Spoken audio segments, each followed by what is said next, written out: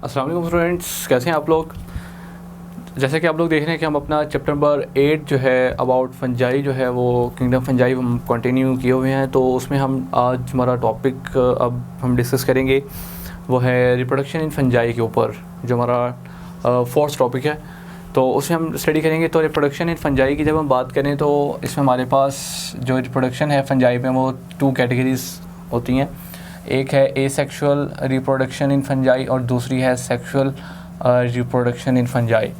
तो asexual reproduction जो है इसकी 3 टाइप्स हैं, जिसमें हमारे पास एसेक्सुअल रिप्रोडक्शन जो है वो स्पोर फॉर्मेशन के ज़रिए भी होती है, ठीक है, और कोनिडिया फॉर्मेशन के ज़रिए भी होती है सेक्सुअल रिप्रोडक्शन एसेक्सुअल जो है, और फ्रेगमेंटेशन के ज़रिए होती है। ये 3 मेथड्स हैं एसेक्सुअल रिप्रोडक्शन इन फंजाई के। जबकि जो सेक्सुअल रिप्रोडक्शन है वो हमारे पास, तो आपको पता है कि फ्यूजन का प्रोसेस होता है जिसमें हमारे पास कैरियोगेमी होती है, कैरियोगेमी और प्लास्मोगेमी। क्लियर। ये 2 प्रोसेस होते हैं हमारे पास सेक्सुअल रिप्रोडक्शन में, जिसमें हमारे पास मेयोसिस का प्रोसेस परफॉर्म होता है। अब यहाँ पर अगर आप देखें तो एसेक्सुअल रिप्रोडक्शन में सबसे पहले हम देखेंगे कि स्पोर फॉर्मेशन के ज़रिए जो एसेक्सुअल रिप्रोडक्शन है वो किस तरीके से परफॉर्म होगी। तो मोस्ट ऑफ द फंजाई जो है हमारे पास इस तरह से है कि जो हमारे पास हाइफी होता है, जो सेप्टेट हाइफी है मोस्टली, उनकी बॉडी के ऊपर जो है एक स्ट्रक्चर ग्रो करता है जिसे हम कहते हैं स्पोरेंजिया या सिंगुलर स्पोरेंजियम, इस तरह से। क्लियर। यूँ अब यहाँ पर जो है क्या होता है कि इस तरह से सेप्टा मौजूद होते हैं। Clear.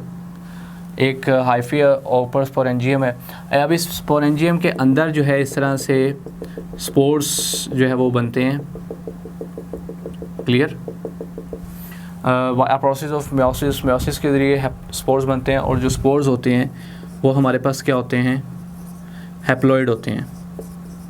Haploid been single N, तो जितने स्पोर्स बनेंगे वो हैप्लॉइड होते हैं। अब क्योंकि ये सिचुएशन उस वक्त तक रहती है, स्पोरेंजियम के अंदर रहते हैं जब तक इनको फेवरेबल कंडीशन ना मिल जाए।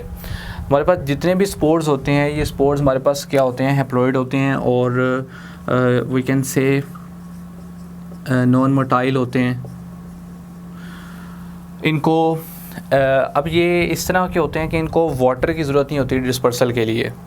ये वाटर की ज़रूरत नहीं पड़ती इनको डिस्पर्सल के लिए। ये इंसेक्ट्स इनको जो है वो ट्रांसफ़र कर देते हैं from one fungi to the other, और इवन जो कुछ इंसेक्ट्स वगैरह हैं वो इसको करते हैं, और एयर के ज़रिए, विंड के ज़रिए भी जो है ये ट्रांसफ़र होते हैं लार्ज नंबर में, और रिलीज़ भी ये लार्ज नंबर में होते हैं। अब उस वक्त तक ये अंदर रहेंगे जब तक इनको फेवरेबल कंडीशन नहीं मिलती। जैसे ही ये, क्योंकि जब तक अनफेवरेबल कंडीशन रहेगी ये डॉर्मेंट स्टेज में रहेंगे।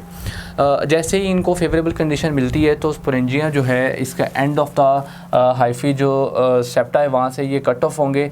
जो स्पोरेंजिया है वो इस तरह से बर्स्ट करेगा और न्यूमरस जो इस तरह से स्पोर्स हैं वो रिलीज़ होंगे, और जितने भी ये न्यूमरस स्पोर्स रिलीज़ होंगे ये हमारे पास क्या हैं, हैप्लॉइड हैं। आगे जाकर जब ये आपस में फ्यूज़ करेंगे तो इनके फ्यूजन से दोबारा जो हमारे पास स्ट्रक्चर बनेगा वो ये होगा जिसमें स्पोरेंजियम बनेगा, और ये साइकिल इस तरह से चलता रहता है। तो ये हमारे पास है स्पोर फॉर्मेशन के ज़रिए। अब कोनिडिया फॉर्मेशन में क्या है, कोनिडिया फॉर्मेशन में यहाँ पर तो हमारे पास बना था ना स्पोरेंजियम। क्लियर। जो बॉडी से स्पोरेंजियोफोर। अब यहाँ पर हमारे पास है कोनिडिया। अब यहाँ पर जितने भी कोनिडिया जो बनेंगे, अब उसमें क्या होता है, अगर आप देखें कि हमारे पास अगर एक हाइफी है, लॉन्ग हाइफी यूँ, तो इसके अपर सरफेस पे इस तरह से हमारे पास ये कोनिडिया जो है वो ग्रो करते हैं। जबकि यहाँ पर अगर आपने देखा तो हमारे पास एक बॉडी लाइक स्ट्रक्चर था जिसे स्पोरेंजियम का नाम दिया, जबकि यहाँ पर कोई ऐसा स्पोरेंजियम मौजूद नहीं होगा। तो यहाँ पर ये चेन की फॉर्म में जो है कोनिडिया ग्रो करेंगे, और जैसे ही फेवरेबल कंडीशन आएगी यहाँ से ये मॉडिफाइड हाइफी से ये कट ऑफ होंगे और ये रिलीज़ हो जाएंगे बाहर इन्वायरमेंट में। तो ये हमारे पास जो स्ट्रक्चर बनता है ये होता है कोनिडियोफोर। कोनिडियोफोर। तो यहाँ पर अब मेन डिफरेंस हमें पता चल गया कि जब स्पोर फॉर्मेशन होगी तो वो स्पोरेंजियम के अंदर होगी। स्पोरेंजिया एक बॉडी लाइक स्ट्रक्चर बनेगा, जबकि कोनिडिया जो बनेंगे, कोनिडियो 4 जो होगा उसमें एक लॉन्ग मॉडिफाइड हाइफी होगा, सेप्टा मौजूद होंगे और उसके अपर सरफेस पे जो टिप होती है वहाँ पे चेन की फॉर्म में कोनिडिया ग्रो करेंगे, जबकि कोई भी स्पोरेंजिया लाइक स्ट्रक्चर नहीं होगा। और जब भी कंडीशन फेवरेबल होगी तो वो वहाँ से उसके टिप से कट ऑफ हो जाएंगे मॉडिफाइड हाइफी से, तो ये आगे जो है वो डिस्पर्स होंगे और फर्दर ऐसे ही साइकिल जो है वो स्टार्ट रहेगा, जैसे हमने यहाँ पर देखा। तो ये हमारे पास ही कोनिडिया फॉर्मेशन। और कोनिडिया भी जो है हमारे पास ये सिंगुलर कोनिडियम, ये हमारे पास नॉन मोटाइल एसेक्सुअल स्पोर्स हैं। इसके बाद हमारे पास थर्ड कैटेगरी जो है वो बनती है फ्रेगमेंटेशन, के फ्रेगमेंटेशन जो है उसके ज़रिए किस तरह। फ्रेगमेंटेशन मोस्टली अगर हमने डिस्कस करना हो तो हम देखते हैं उसको यीस्ट के अंदर। यीस्ट जो है एक यूनिसेलुलर नॉन सेप्टेट फंजाई है जिसमें कोई भी सेप्टा नहीं होते और यूनिसेलुलर है, ये यीस्ट है। क्लियर। अब जो यीस्ट है जब हम उसको स्टडी करते हैं फ्रेगमेंटेशन के लिहाज से तो हमें पता चलता है कि इसमें बडिंग का प्रोसेस होता है। बडिंग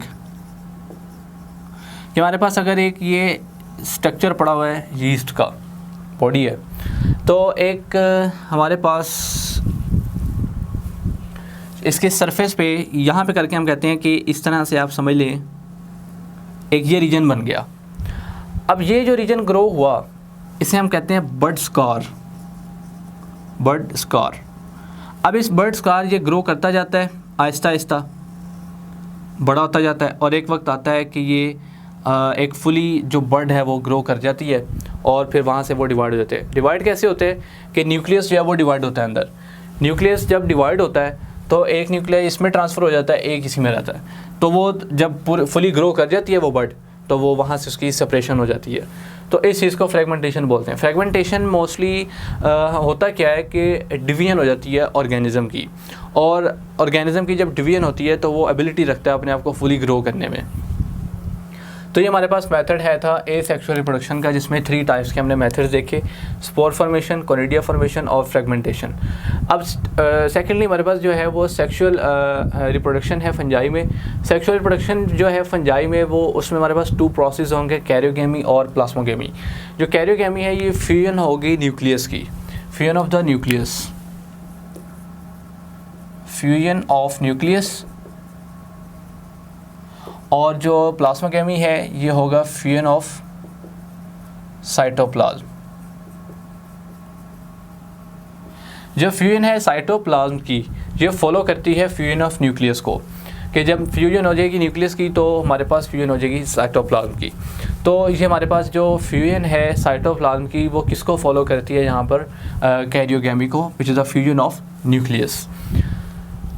तो इसमें सेम हमारे पास प्रोसेस रहता है कि जैसे अगर हम देखें कि हमारे पास details of sexual reproduction vary in different groups of fungi but fusion of haploid nuclei and meiosis are common to all. कि हैप्लॉइड न्यूक्लियाई जो है वो आपस में फ्यूज़ होते हैं और फिर साइटोप्लाज्म की फ्यूजन होती है, तो इस तरह से ये रिप्रोडक्शन जो है वो सेक्सुअल कंटिन्यू रहती है। पर 3 मेजर ग्रुप हैं जिसमें से 2 ऐसे हैं जिसमें बेसिडियोमाइसीड्स और एस्कोमाइसीड्स। इनमें क्या होता है कि जो हमारे पास फ्यूजन होती है न्यूक्लियस की वो फॉलो लाइक जो फ्यूजन है साइटोप्लाज्म की वो फॉलो नहीं करती न्यूक्लियस की फ्यूजन को। अब इसमें क्या होता है कि इनमें जो सिचुएशन होती है वो डाइकैरियोटिक स्टेज होती है, उसको हम डिस्कस करते हैं। जैसे when fungi reproduces sexually, hyphae of 2 genetically different but compatible mating types come together, their cytoplasm fuse followed by nuclear fusion. In 2 of the 3 main groups of fungi, basidiomycetes, ascomycetes, fusion of nuclei karyogamy does not take place immediately after the fusion of cytoplasm. के cytoplasm की fusion होने के बाद भी जो karyogamy है वो perform नहीं होती इमीडिएटली। अब इनमें क्या होता है कि इनमें हमारे पास, जैसे हमने अपने प्रीवियस लेक्चर के अंदर डिस्कस किया था कि हमारे पास डाइकैरियोटिक सेपरेट हाइफी होती हैं, तो उनमें क्या था कि अब यहाँ पर ये सिचुएशन है कि 2 जेनेटिकली डिफरेंट हमारे पास जो टाइप्स के मेटिंग टाइप्स के न्यूक्लियाई हैं वो रिटेन रहते हैं, को एग्जिस्ट करते हैं एक दूसरे के साथ एक ट्रांजिएंट स्टेज में, ठीक है, most of the life stage तक। तो इस प्रोसेस को हम जो है वो क्या कहते हैं कि हमारे पास ये या तो हेटेरोकैरियोटिक हैं या ये डाइकैरियोटिक स्टेज होती है हमारे पास, कि दो डिफरेंट न्यूक्लियाई जो हैं डिफरेंट ऑर्गेनिज्म के वो को एग्जिस्ट करते हैं एक दूसरे के साथ, जबकि साइटोप्लाज्म की फ्यूजन जो है वो हो चुकी होती है तब तक भी। तो इस स्टेज को हम जो है वो क्या नाम देते हैं, हमारे पास जो है डाइकैरियोटिक या हेटेरोकैरियोटिक। तो ये हमने याद रखना है कि कैरियोगैमी और plasmogamy, fusion of nucleus, fusion of cytoplasm. तो इसमें इस यही प्रोसेस होगा, टू हैप्लॉइड न्यूक्लियाई फ्यूज़ करते हैं, क्लियर, जो कि फ्यूजन होती है न्यूक्लियस की, और फ्यूजन ऑफ द साइटोप्लाज्म। जबकि बेसिडियोमाइसीट्स और एस्कोमाइसीट्स में क्या होगा कि फ्यूजन ऑफ साइटोप्लाज्म जो है वो फॉलो नहीं करेगी फ्यूजन ऑफ न्यूक्लियस को, जबकि उसमें इन कंडीशन में क्या होगा कि जो दो न्यूक्लियाई डिफरेंट मेटिंग ग्रुप के ऑर्गेनिज्म के वो रिटेन को एग्जिस्ट करेंगे एक ही जगह पे, जबकि फ्यूजन हो चुकी होगी साइटोप्लाज्म की। तो इस स्टेज को हम डाइकैरियोटिक या हेटेरोकैरियोटिक का नाम देते हैं। तो स्टूडेंट ये हमारा था एसेक्सुअल रिप्रोडक्शन और सेक्सुअल रिप्रोडक्शन इन फंजाई, जो कि बेसिक रिप्रोडक्शन है फंजाई में। इसके अलावा जैसे अगर आप देखें कि different groups of fungi produce different types of haploid sexual spores such as basidiospores, ascospores. तो जो भी ग्रुप होगा वो उस हिसाब से वो स्पोर प्रोड्यूस, जैसे अगर जाइगो हमारे पास है जाइगोमाइकोटा है तो वो जाइगोस्पोर प्रोड्यूस करेंगे, जाइगोमाइसीट्स, एस्कोमाइसीट्स, बेसिडियोमाइसीट्स, ड्यूटेरोमाइसीट्स, या कि उनके ग्रुप्स बन जाते हैं। तो स्पोर फॉर्मेशन में बेसिडियोस्पोर्स, एस्कोस्पोर्स बनेंगे उनके। तो subsequent upon meiosis in zygote, these spores may be produced by their characteristic structure fruiting bodies such as basidia, basidiocarps and asci, ascocarps, जैसे हमने स्पोरेंजिया का डिस्कस किया, स्पोरेंजियम में बनते हैं। तो स्टूडेंट ये हमारा टॉपिक जो है रिप्रोडक्शन इन फंजाई वो हमारा यहाँ पर कंप्लीट हो गया। ओके, अल्लाह हाफिज़।